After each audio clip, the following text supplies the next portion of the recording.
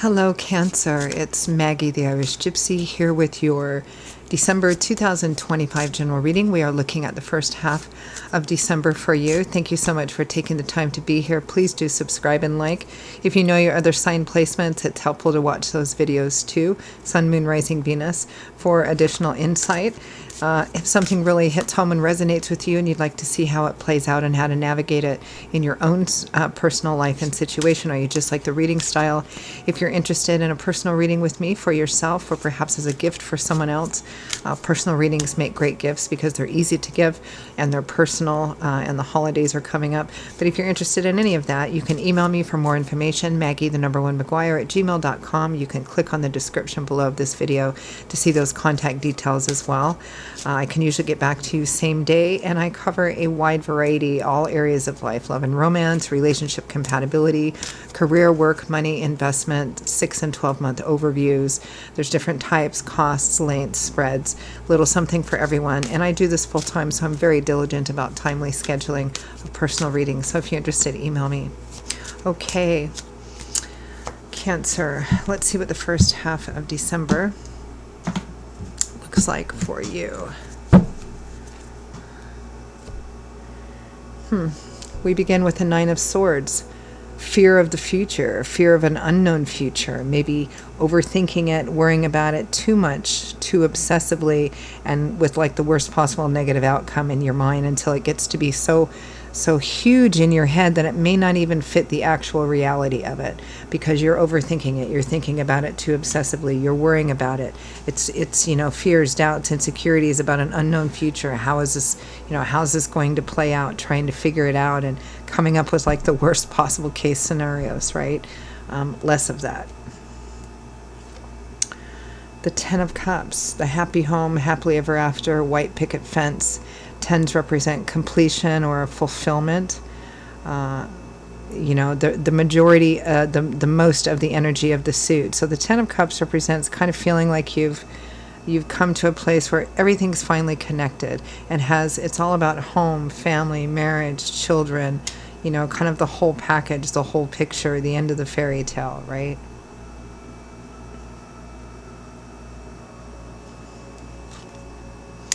We have the Knight of Swords, charging forward, action, intention. Be careful that you're not being too spontaneous. You need to move forward. I mean, it's moving forward in a very action-oriented, intentional way, and there may be an opportunity coming in for you.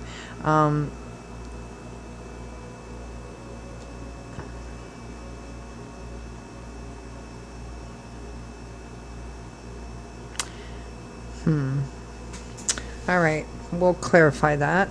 We'll clarify all of these. Your crowning energy, representing the kind of overall or primary focus, is the Seven of Swords. Now, the Seven of Swords is kind of a tricky card. It can represent deceit, dishonesty, theft, all of those bad things. It can just represent strategy, because strategy is typically done behind closed doors because you don't want everyone knowing about it, right? It's self-serving, but we have to be this way sometimes. It represents, at minimum, things concealed or hidden because somebody has a motive. They want to achieve something, accomplish something, acquire something, so they're keeping their plans to themselves, right? We'll have to clarify that, and that may, in fact, be part of why a lot of mental air energy here, why there's some stress, anxiety, fear, and worry about an unknown future. Or you might be involved in something or thinking of doing something, but you have to keep it on the down low, so to speak, keep it hidden, and that might be, there might be fears there about how that's going to work out.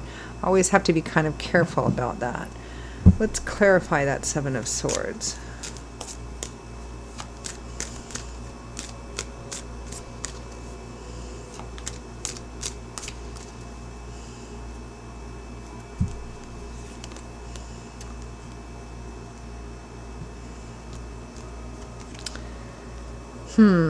Seven of Swords is clarified by the Seven of Swords again, and the World and the Four of Wands, which is another one of those, it's another card that strongly points to a happy home, weddings, marriage, social gatherings where people come together for formal things or informal things, but it kind of underscores the importance of our relationships with each other and our shared humanity, typically under the umbrella of social gatherings.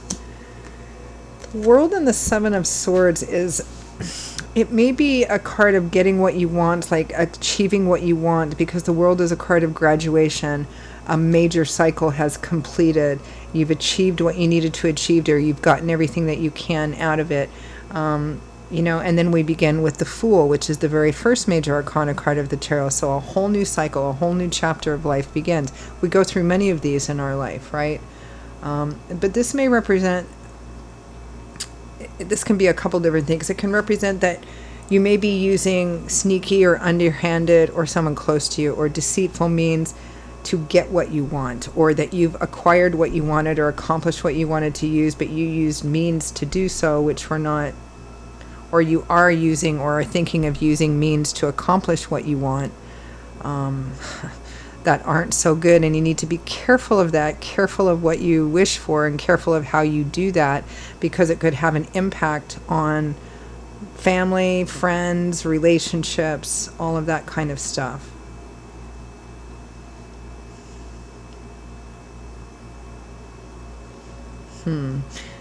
For some of you, you may need to be kind of, during this time period, be cautious of the people around you as well.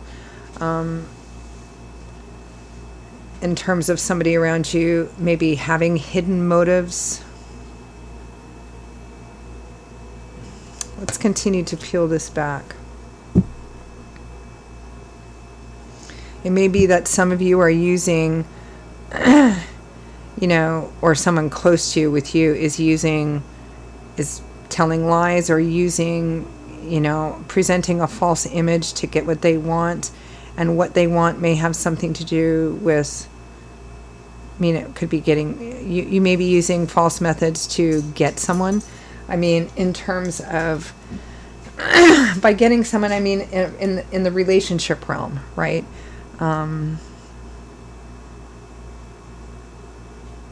Somebody may be in a relationship, but secretly seeking out another relationship, or it's like being careful of using underhanded means to get what you want. It's a general reading. You could really fall down the rabbit hole trying to get more specific, because there's 50 different stories you could write here. But fundamentally, it's about using, you or someone close to you using means that might not be good or deceptive in some way that's negative, or even lies, to get what they want.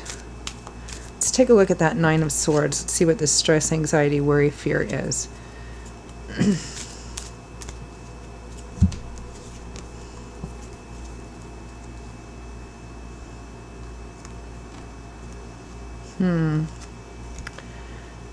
The Page of Pentacles, the Empress, and the Five of Cups. It may be that there's an opportunity coming in for some of you, and you worry if it's real. You worry if it's actually going to work out. You worry if taking advantage of this or following this path is going to burn you in some way. It may be that you worry that this might be something that you regret down the road, particularly if it's those of you that are doing something deceptive or behind the scenes where it should be transparent in order to get something you want, or get someone you want. Or accomplish something in the name of home and family, or getting married, or something like that. It looks like something that would have an effect on your relationships, your home, your family, even your social circle.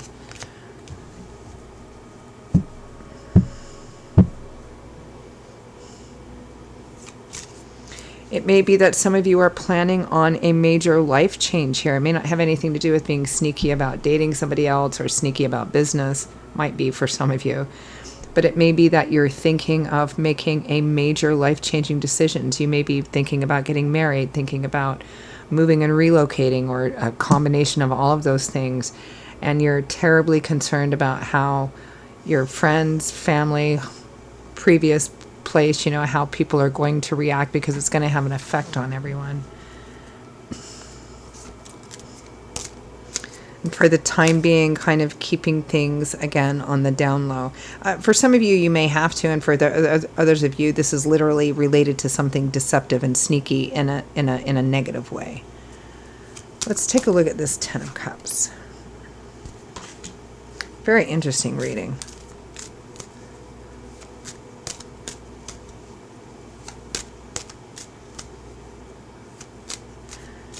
It feels like you would have to walk a path that has consequences for people, and some of those consequences are unpleasant or painful, and it might be that you can't, if you want to walk down this path, you can't escape that, but there's always an honorable way to do it too.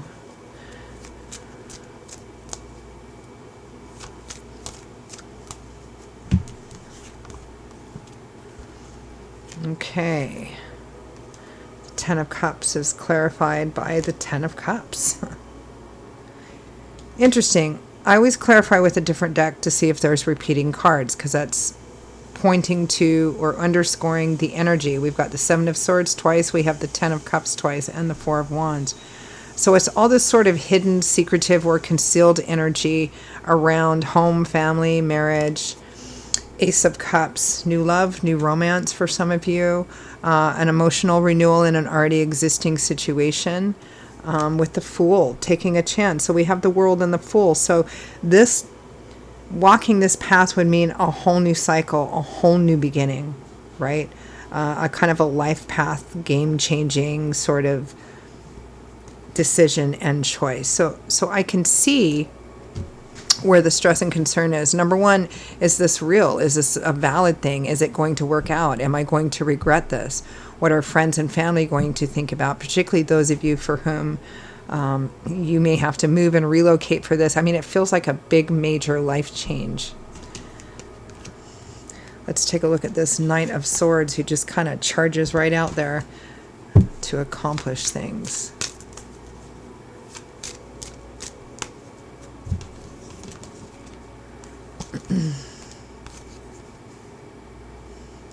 The Ten of Wands, the Three of Swords.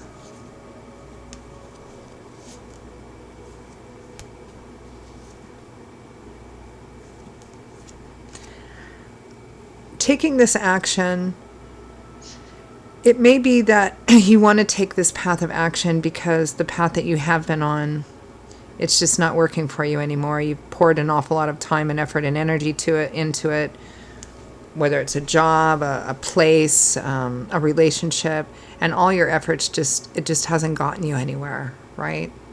So you're making that decision. There's pain on this path, meaning that taking this path, charging down this path, there's going to be some heartache, some pain, some disappointment, depending on which story you fit into. There may not be any way around this, like moving and relocating. People will miss you, your family will miss you, whatever. Leaving one person for another person, or, again, all these major life decisions. It may be that you can't escape that kind of, those painful aspects of this, those realistic, painful aspects of this. But there may be a better way to do it, or maybe not charging forward quite so spontaneously and impulsively.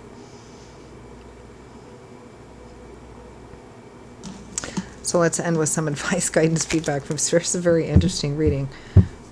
I always love getting feedback on the general readings and comments and people emailing, but some I'm more interested than others in getting feedback, and this would be one of them. Very interesting.